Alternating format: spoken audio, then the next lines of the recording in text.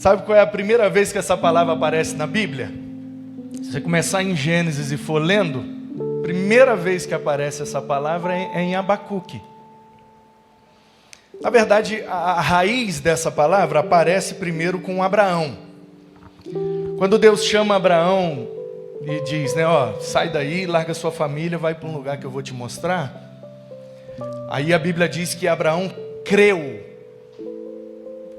em Deus, creu na palavra, na orientação de Deus. Por isso ele é o pai da fé. Porque a primeira vez que aparece na Bíblia que alguém creu, nesse sentido de confiança total, é ali. Então Abraão é o pai da fé.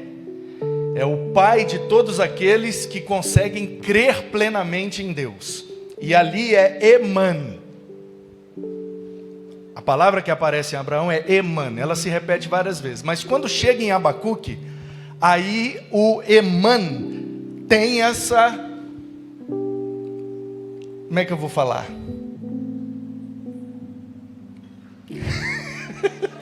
Jogaram um sufixo ali, mas no hebraico não existe isso. Então é uma... Fugiu a palavra. Eman virou Emuna, que é aquele que consegue viver baseado naquilo que o Abraão depositou em Deus. Essa é a ideia do termo. E o versículo é o 4 do capítulo 2 de Abacuque.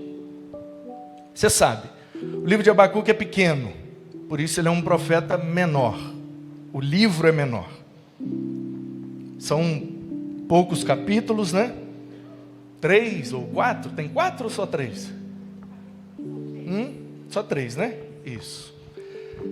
No primeiro capítulo, Abacuque dá uma sondada no momento que ele está vivendo, e ele começa a questionar Deus, principalmente a partir do verso 12. Ele olha e Abacuque está vivendo num tempo muito difícil,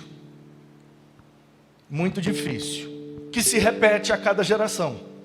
A gente tem a impressão que a nossa geração sempre é a mais difícil, a que tem mais problemas para enfrentar, a que a maldade está maior. Não. É tudo igual, é cíclico, é sempre ruim, é sempre difícil, é isso mesmo. De Gênesis 3 para frente está tudo igual. É sempre um desafio diferente, mas nunca melhora. Muda a tecnologia, mas não melhora nunca. Então Abacuque se dá conta de que... Obrigado. Nossa, Deus, o homem trouxe logo uma jarra. Coisa boa. Obrigado. Tá querendo galardão mesmo, hein, benção? Trouxe logo uma jarra, né? Tá calor, né? Você é de onde? Você é daqui, do Carmozina? Você é estiloso, hein? Parece até que é da ZL. Alguém bota a Bíblia aqui para nós, se pedir? Como é que é? Bota? Quem que bota? O menino lá em cima? Como é que é o seu nome, benção? Bruno. Bota aí para nós, Mateus 10, 42. Ô Bruno, presta atenção, nós vamos ler para você, tá? Pega que é sua a benção. Vai conseguir botar aí? Aí, ó. Vamos ler para o Bruno, gente? Em verdade...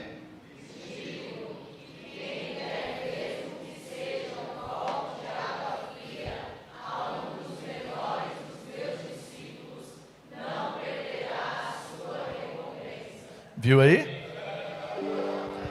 Que na versão que eu decorei é galardão, não é recompensa, mas é a mesma coisa.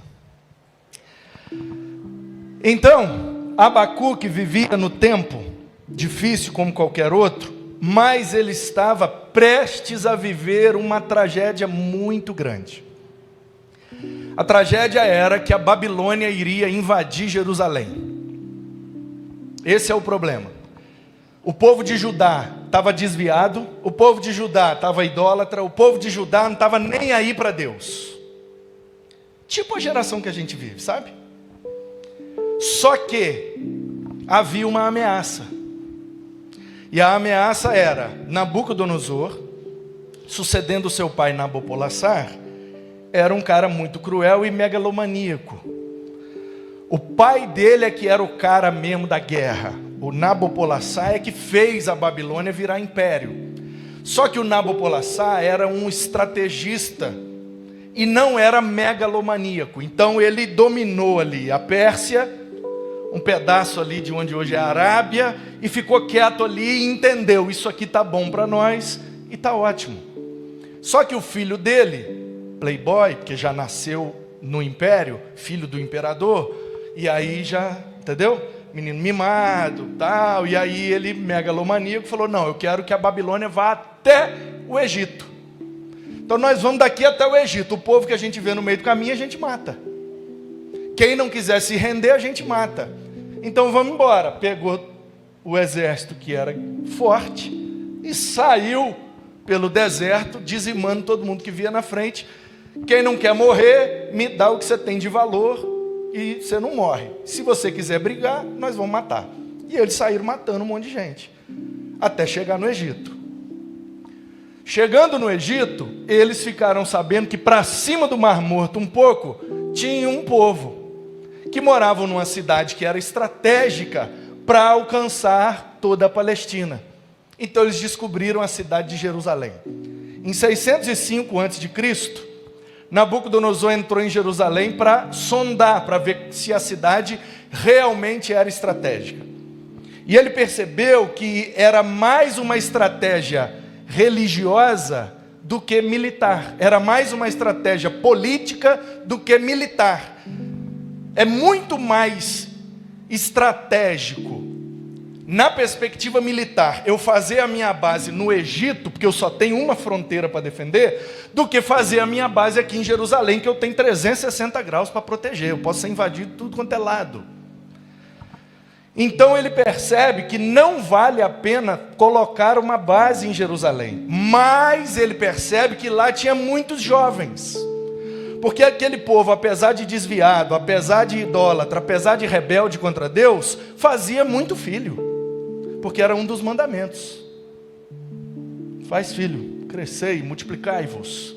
E o povo, ó, não tinha televisão nem internet, casava com 12, 13 anos. Pensa num povo que fazia menino. Aí o Nabucodonosor olha aquele monte de menino novo e fala, rapaz, ficar nessa cidade, botar alguma coisa aqui não vale a pena, mas levar esses meninos acho que vale, hein? Uns meninos fortes, uns meninos bonitos, uns meninos corados. E aí ele tem então a ideia de pegar jovens e levar para trabalhar e construir a ideia grande que ele tinha de fazer a Babilônia com o que tinha de maior e de melhor na época. Portanto, por volta de 605, Nabucodonosor leva a primeira leva de jovens. Nessa primeira leva está o Daniel, está o Ananias, o Misael e o Azarias. Um pouco antes desse evento, Deus mostrou tudo o que aconteceria para o Abacuque. E o Abacuque ficou desesperado. Ele falou, mas se a Babilônia decidir invadir, não tem como a gente se proteger.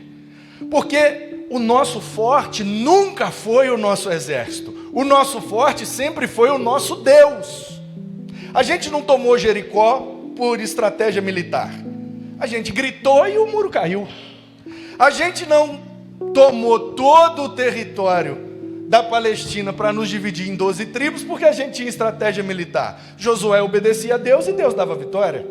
Aí os povos depois tentavam invadir e tomar a terra de volta, dele ia levantando juízes, que davam as orientações, a gente obedecia e ganhava as batalhas. Às vezes sem nem dar uma espadada em ninguém. Portanto, o Abacuque, que era um dos poucos crentes da sua geração, se lembrou que o poder de Judá nunca foi o exército, o poder de Judá sempre foi o seu Deus. E ele buscou a Deus e Deus falou assim, agora eu não vou ajudar mais não.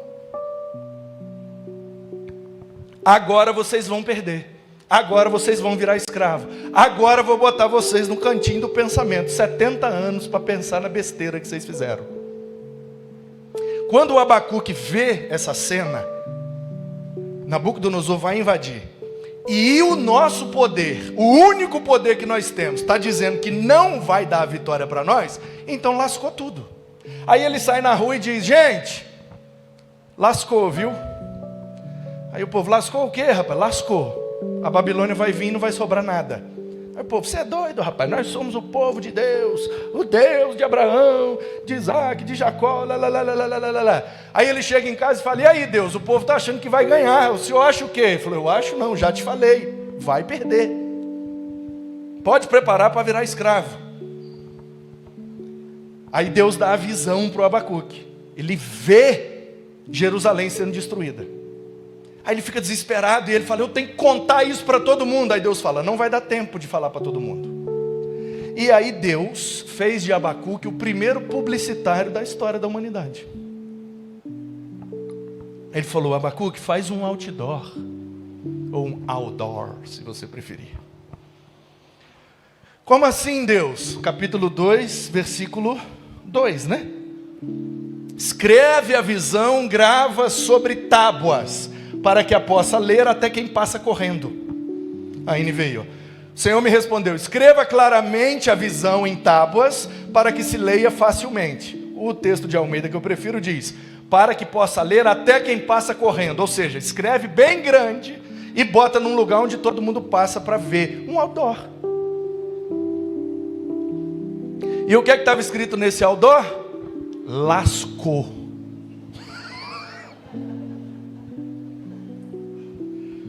Lascou, a Babilônia vai ganhar. E aí o Abacuque descreve o que de fato aconteceu. No versículo 4 aí, ó, 2 depois desse, Deus está respondendo as perguntas que Abacuque fez no primeiro capítulo. E Deus diz assim: ô Abacuque, a maioria não quer saber de mim não. Tá tudo rebelde, idólatra, cada um vivendo sua vida, fazendo o que quer. Então na hora que o bicho pegar, eles vão correr tudo para mim, mas eu já sei o coração deles. Então vou te dizer um negócio: para a grande maioria já era. Mas, igual a você, tem ainda alguns. Poucos, mas tem. A estes, eu digo, se tiver fé, se crer plenamente, eu posso dar um jeito. É essa palavra aqui, ó. Tem água aqui embaixo, Rafael? Tá seco pelo menos, né? Ok. Porque se quebrar, pelo menos eu caio no seco. Essa palavra aqui, ó, é a primeira vez que aparece o emuná. Então Deus está dizendo assim para o Abacuque: a sua geração, Abacuque, a grande maioria deles lascou. Mas para aqueles que conseguirem viver na perspectiva do emuná, se confiar plenamente em mim, eu dou um jeito de livrar. Deus, mas como que nós vamos confiar plenamente? Olha o cenário. Aí Deus fala: mas você não exerce emuna baseado em cenário, você exerce emuna baseado naquilo que eu sou. Quando você olha a realidade, é claro que você vai ser pessimista. E de fato, a grande maioria vai se lascar mesmo. Mas tem um grupo, é pequeno, mas tem um grupo que está disposto a exercer emuná, viver pela fé. E aí Paulo, quando está escrevendo para os romanos, ele diz: ô gente, a geração de vocês aí em Roma está parecendo a geração de Abacuque. É um negócio de festança e cumilança e imoralidade para todo lado. É uma depravação moral. É uma injustiça. Vocês estão parecendo a geração de Abacuque. Mas para os poucos crentes que tem aí em Roma, deixa eu relembrar uma frase de um profeta aqui, ó: o justo viverá pela emuna. Portanto, Deus está dizendo para nós: que estamos 2.600 anos depois do Abacuque, 1960 depois do Paulo, vivendo num lugar completamente diferente, com um idioma diferente, uma cultura diferente, porém a depravação continua a mesma. A rebeldia, a idolatria, a natureza pecaminosa continua aflorada como em todas as outras gerações. E Deus está dizendo para um grupo pequeno, dizendo assim: olha, sábado, 8 horas da noite, a maioria está corrompida, mas ainda tem uma meia dúzia que quer viver pelo Emuna. E apesar do prognóstico continuar pessimista, a maioria vai se lascar, a promessa continua a mesma. Aqueles que querem viver pela fé terão um livramento e serão justificados pela fé. Porque nós não somos justos. Como é que a gente vai receber uma promessa que diz: o justo viverá pela fé? Eu não sou justo. É aí que a teologia do Novo Testamento salva a gente e diz assim: olha, você não é, mas aquele que morreu por você é. Então se você exercer emuna nele, ele te justifica. E aí sim, quando passar essa geração e você se apresentar, lá você vai dizer assim: eu não sou justo, mas ele vai dizer: mas eu te justifiquei. Entra no livramento eterno. E aí o escritor de Hebreus, que é o melhor pregador do Novo Testamento, sabe que aquilo ali não é uma epístola, aquilo ali é uma pregação, é uma homilia, é uma carta, mas não é uma epístola. O melhor pregador do Novo Testamento, que escreveu Hebreus, ele diz assim: olha, a fé é o firme fundamento daquilo que a gente espera. É a plena convicção daquilo que a gente ainda não viu. Ele está dizendo assim, ó: quando você consegue exercer o emuna do Abacuque, você consegue ver o invisível e crer no impossível. A palavra que ele usou ali é pistis, que é a palavra grega correlata de emuna, uma confiança plena, uma fidelidade, que Paulo aos Gálatas diz que é fruto do Espírito. Pistis, fidelidade. Aí o escritor de Hebreus diz assim: nós precisamos viver pela fé. Aí ele dá uma lista de gente que são chamados heróis da fé. E aí vem uma lista grande de gente que viveu em geração difícil, gente que enfrentou problema de tudo que é jeito, enfrentou corrupção, depravação, imoralidade, injustiça, mas só porque eles conseguiram exercer emuna, então eles viveram e botaram o nome deles na história. E tem um monte de menino aí que tem o nome deles, exatamente porque eles tiveram emuna. E tem um crente norte-americano que fez um negócio maravilhoso. O pessoal da mídia aí, como é que é o nome da bênção lá que botou o versículo? Laís? Mas essa Laís ali de barba também... Não, tudo bem, a gente vive num tempo de Abacuque, né? Tem uma geração aí meio... Abacuque. Oi, Laís, você está aí, né? Quem está lá é outro. É o Vinícius. Oh, que alívio.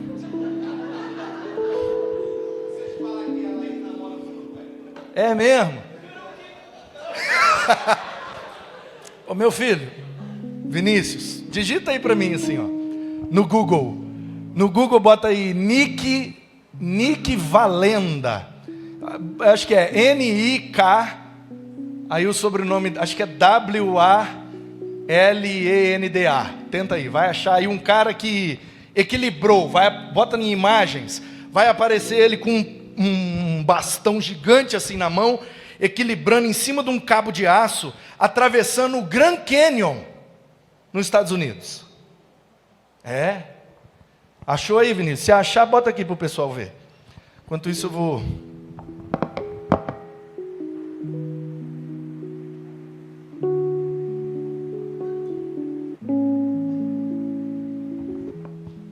Achou, Vinícius?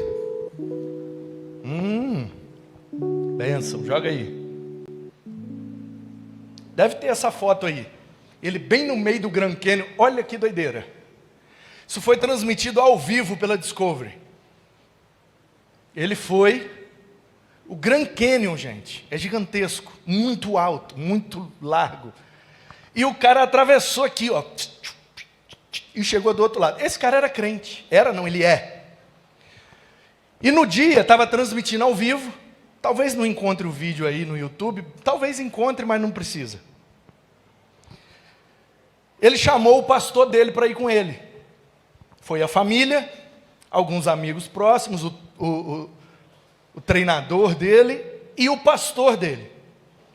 E aí, cheio de câmera e tal, transmissão ao vivo, Discovery, parou os Estados Unidos, o cara vai atravessar o Grand Canyon e tal, em cima do cabo de aço. E aí, eles fizeram uma oração. Fizeram uma roda e o pastor dele orou por aquele momento. Aquilo já foi um negócio que impactou o pessoal, diferente. Olha, fazendo uma oração, diferente. E aí o Nick Valenda foi. E ele atravessou, conseguiu atravessar. Quando ele chegou do outro lado, aquele monte de repórter, né? Aquele monte de gente, foto e vídeo e tal, entrevista. Você parou por quê, meu filho? Hã? Não, você para, eu fico nervoso, continua.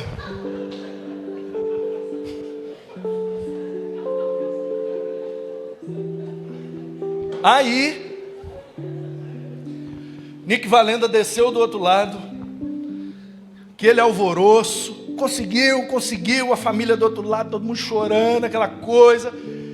E aí, um faz uma pergunta, outro faz outra, o povo entrevistando, transmitindo ao vivo e tal. Acabou a transmissão, o pessoal celebrou, comemorou, entrou no Guinness Book, e veio uma repórter. Uma repórter elogiando ele, mas Nick, que feito histórico, que coisa maravilhosa, não sei o quê. Você pensa em fazer de novo, em outro lugar, ou fazer de uma forma mais difícil, não sei o quê, Aí o Nick Valenda perguntou para ela assim, você acredita, e ela muito empolgada, eu acho que ela era uma estagiária ou recém-formada, ela é novinha, estava bem empolgada mesmo. Aí ela falou, eu queria, é muita adrenalina, eu gosto de adrenalina, eu nunca teria coragem nem condição de fazer isso, mas eu fico imaginando o que está aí no seu coração agora, eu gostaria de sentir o que você está sentindo. Aí ele falou assim, pois realmente, eu estou todo anestesiado, é um sentimento que eu nunca tive antes, é muita adrenalina e tal. Não sei se eu vou querer fazer de novo, é muito arriscado. E aí ela, não, Nick, você precisa fazer de formas diferentes e tal. Ele, pois eu vi um cara que fez lá na Índia, ele atravessou com um carrinho de mão. Ele pegou um carrinho de mão, encheu de material e fez igual eu fiz aqui, só que lá era menor, e ele atravessou com um carrinho de mão, cheio de coisa. Aí ela, faz, Nick, claro. Ele, eu não sei se eu consigo, carrinho de mão muito difícil, porque com aquele bastão ali eu equilibro, mas carrinho de mão não pode ser com bastão. E aí a menina, mas você consegue, Nick, claro que você consegue. Aí ele falou, então você teria coragem de entrar no carrinho? Aí ela falou, aí não. Ele, mas você não acredita que eu consigo? Aí ela, você consegue. Ele, então entra no carrinho. Ela, não, aí não.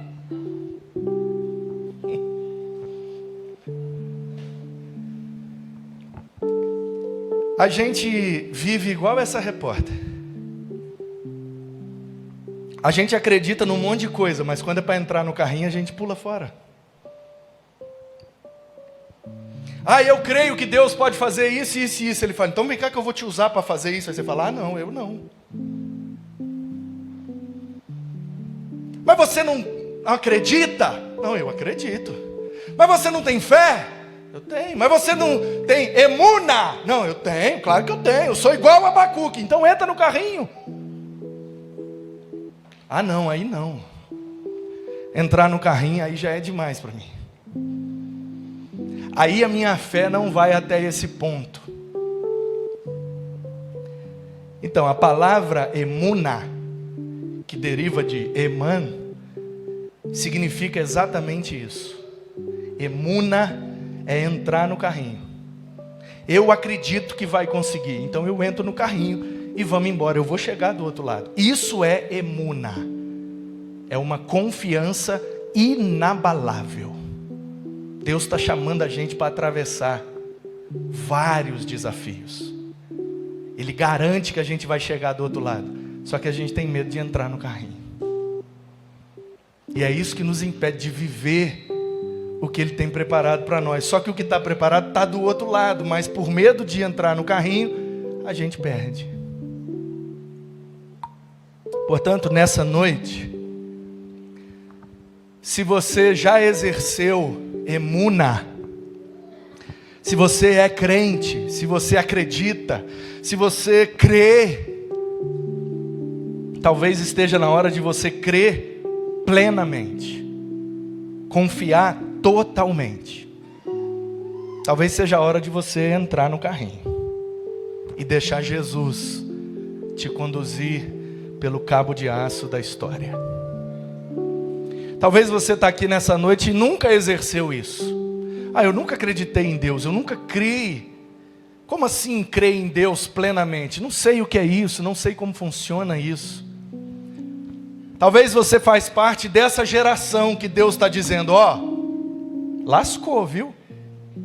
Lascou, a tendência é piorar. Então se eu fosse você, eu aproveitava a oportunidade e colocava emuna totalmente em Deus, em Jesus. Porque quando você chegar diante do teu Criador, você vai precisar de justiça. E você não tem justiça em você mesmo, porque nenhum de nós temos.